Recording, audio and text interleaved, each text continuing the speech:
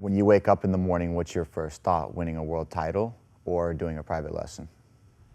When I woke up for judo, I had one thing in mind, and that was an Olympic medal. That was it.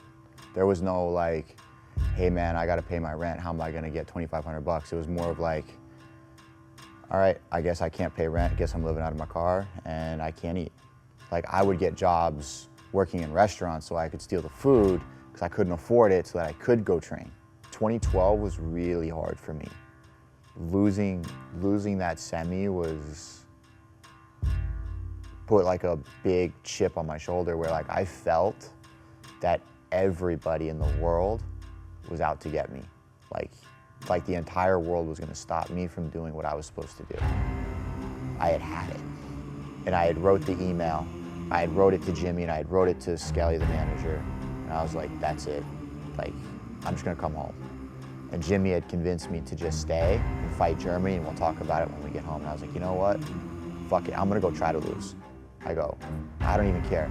I go, I'm gonna go do judo. If they give me a Shido, they give me a Shido. Don't care. And when I made that statement, like it's not my job. It is not my job to enforce the rules. I need to show up on time. I need to make weight. And I need to win. That's it. Won Germany a week later. When you've pushed so hard for so long and you've reached such a high, you're done. You're done. There's no coming back from it.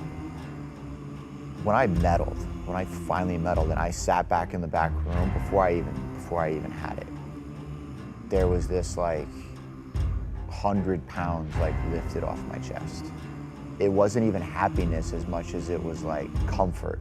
And once I had that, there was no training anymore. There was no drive. There was no hunger. Like the idea of a grind and like waking up every day to go to the gym, that fire was gone. And most people have never set a goal so high and accomplished it to ever understand what that feels like. But when I walked into Renzo's academy, after having already made an Olympic team and having that feeling where you don't really get challenged that much. But when I walked into Renzo's class and I took John's class, like I realized that like I could be challenged again. And I had that draw. I'd come to class and it was one of John's like mid-morning classes at the time where he was teaching a pull into X guard, and then you would sweep them and they would fall back, which seems really basic, like blue belt, purple belt level stuff. But for me, I was able to take that technique, having never seen it before, having never tried it, and I was able to pull it off that class.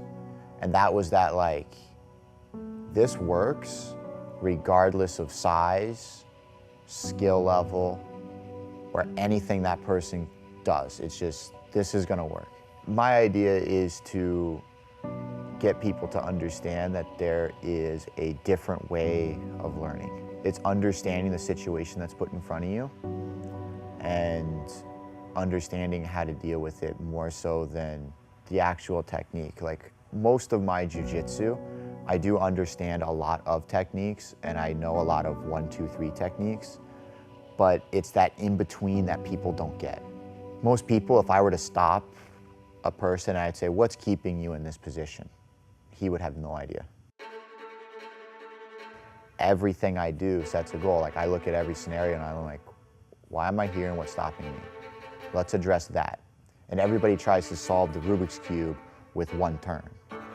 And that's what I want people to understand is like, you can almost like shifting sand beat somebody because you just, every time they present the problem, you solve it.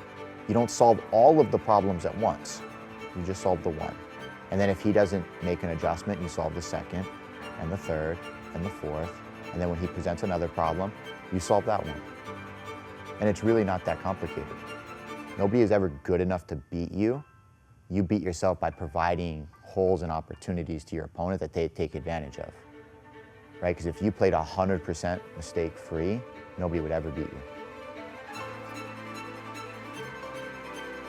It's not about the number of techniques you know, it's about how do I apply this technique 100 different ways. That way, like, I have all of the answers for that one position.